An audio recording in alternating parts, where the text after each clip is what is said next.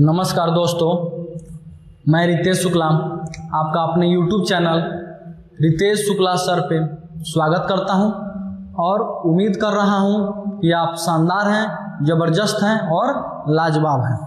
तो आज की इस क्लास में हम लोग क्लास 9th के फर्स्ट चैप्टर जिसका नाम है कोऑर्डिनेट जियोमेट्री, उसके डिस्टेंस फार्मूले को देखने वाले हैं। डिस्टेंस फार्मूले को डिराइव करेंगे और यहाँ से जो भी कंसेप्ट निकलेगा उसको हम लोग जानने का प्रयास करेंगे।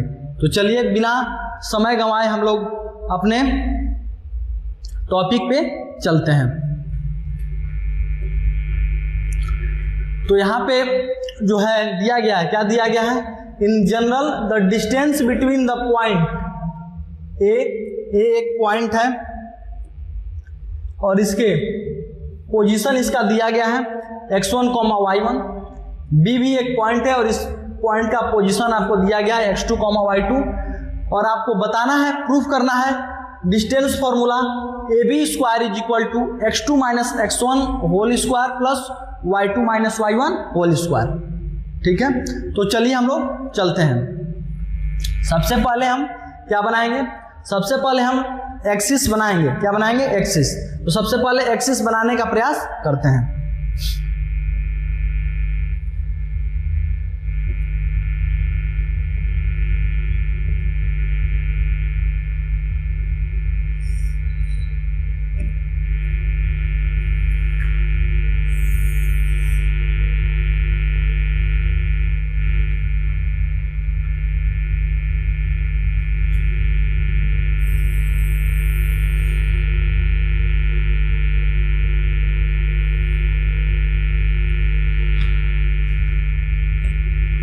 ये हमारा एक्सिस हो गया। इस हॉरिजेंटल एक्सिस का नाम मैं दे रहा हूं एक्स एक्सिस और वर्टिकल एक्सिस का नाम मैं दे रहा हूं वाई एक्सिस।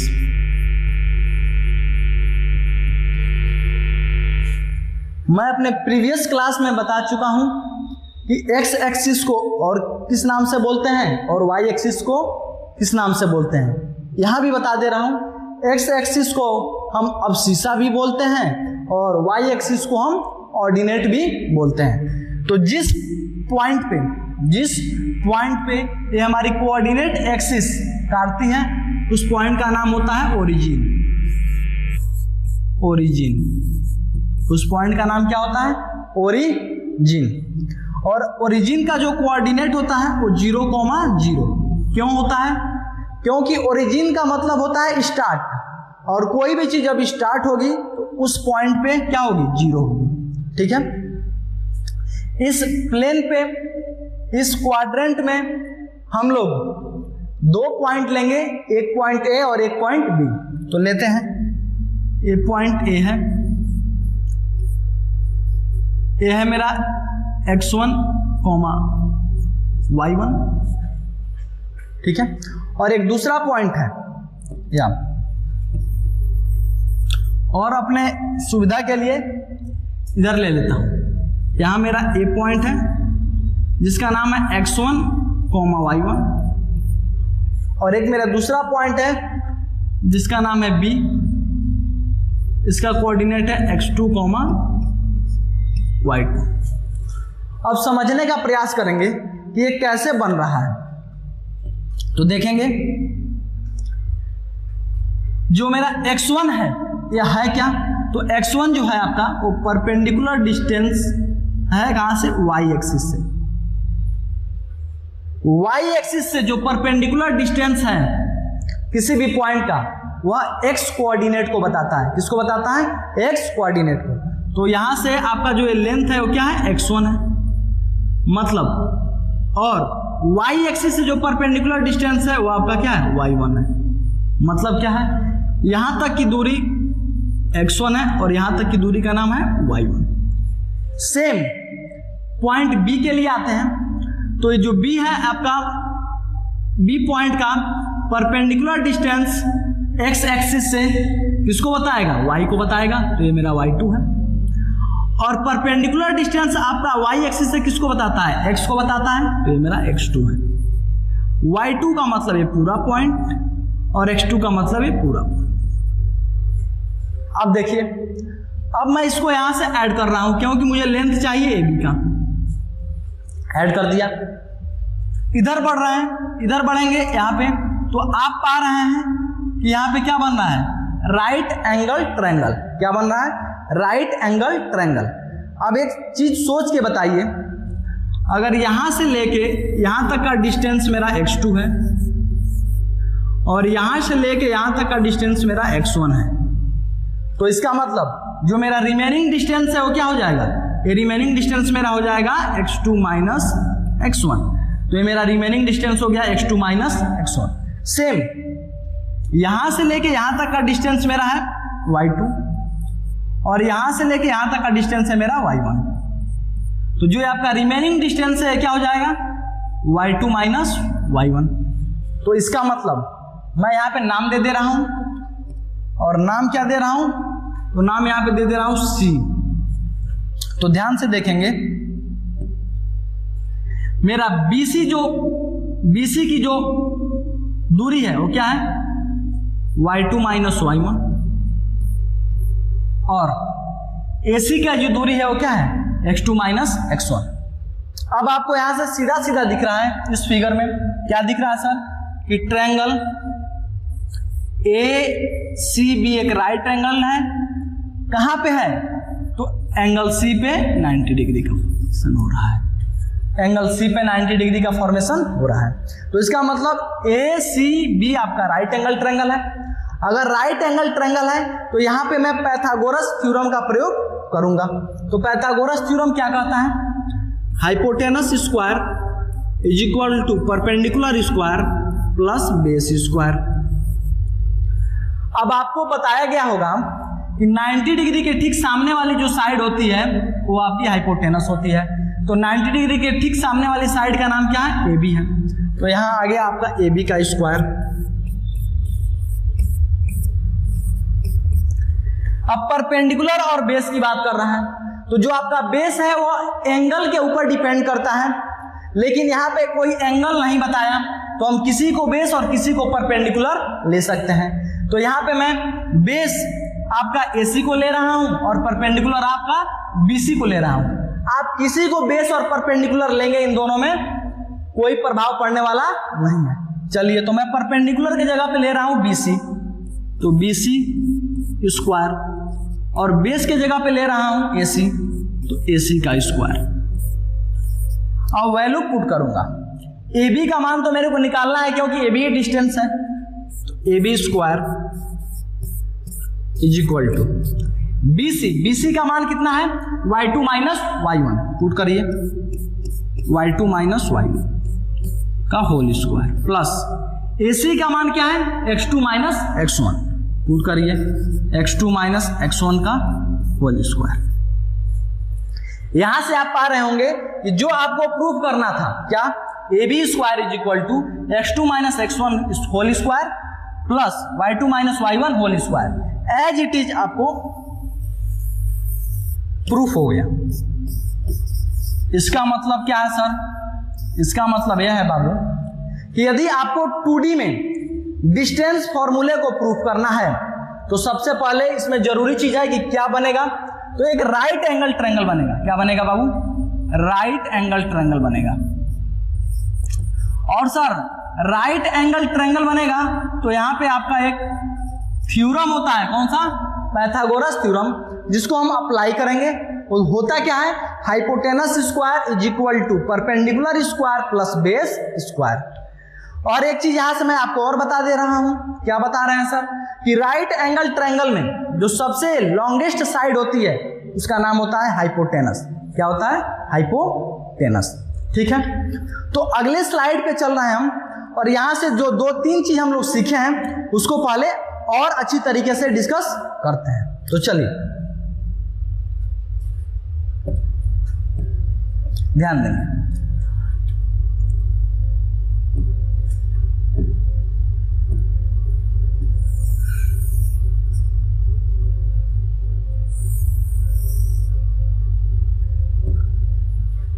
यहां ध्यान देने वाली चीज क्या है सर, तो ये आपका है एक्स एक्सिस और ये है आपका वाई एक्सिस। जहां एक्स एक्सिस और वाई एक्सिस काटता है इस पॉइंट का नाम है ओरिजिन। ठीक है सर, इतना तो बता दिए।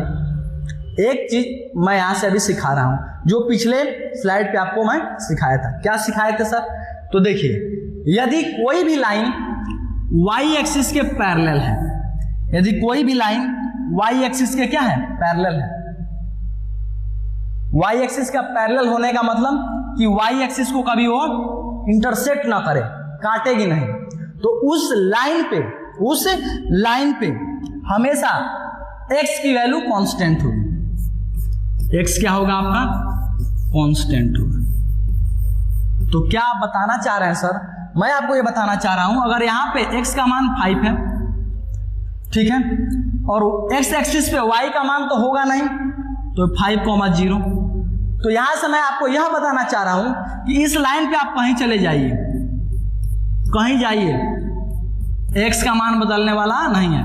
हर जगह x का मान क्या है? 5 है। तो यहां से सर क्या कंसेप्ट निकला?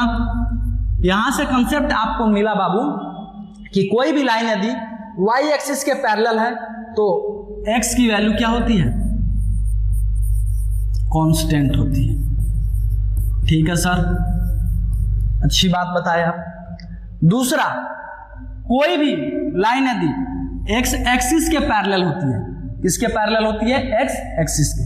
कोई भी लाइन अगर x एक्सिस के पैरेलल है, इसका मतलब किसकी वैल्यू कांस्टेंट रहेगी? तो सर y की वैल्यू क्या होगी? कांस्टेंट रहेगी। y की वैल्यू क्या रहेगी? कांस्टेंट। मतलब इस पॉइंट पे आप कहीं चले जाइए,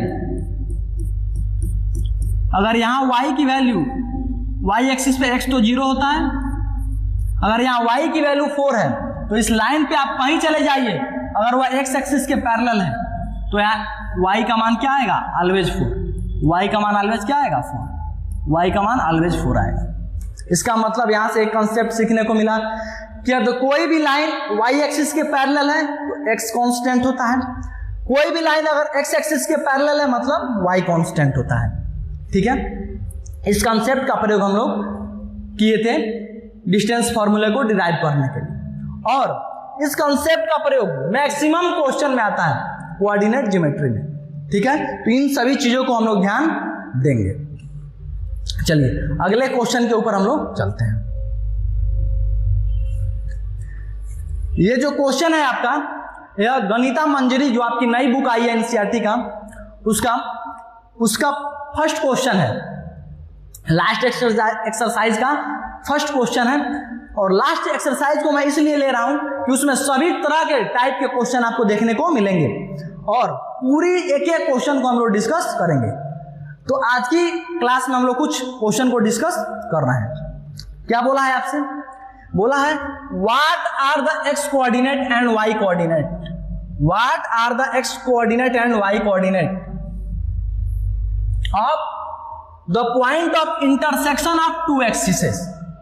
दो एक्सिस है, कौन सा है सर? एक एक्स एक्सिस और दूसरा वाई एक्सिस।